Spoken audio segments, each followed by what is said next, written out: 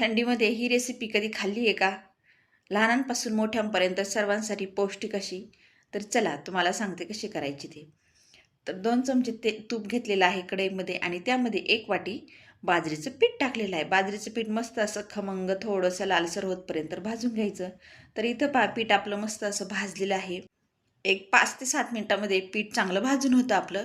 तर आता पीठ आपण साईडला काढून घेऊया. पुन्हा त्याच कढईमध्ये थोडंसं मी तूप टाकलं, त्यामध्ये जिरी भरपूर टाकली आणि 1 वाटीभर गूळ टाकलेला आहे. गूळ पाण्यामध्ये चांगला विरघळून द्यायचा आणि तोपर्यंत इकडं मी कोमट पाणी थोडं करून घेतले आणि त्यामध्ये पीठ आहे ते मिक्स करून घेतले आणि पाण्यामध्ये मी इथं थोडेसे काजू, बदाम, थोडीशी वेलचीची पूड टाकून घेतली आहे. पाण्याला उकळी आल्यानंतर त्यामध्ये कालवलेलं पीठ असं टाकलेलं आहे आणि एक 4 ते 5 मिनिटं अशी याला उकळी येऊन द्यायची. पहा किती मस्त तयार झाली आहे. यामध्ये तुम्ही तिळही टाकू शकता. याला आमच्याकडं म्हणतात बुडगं.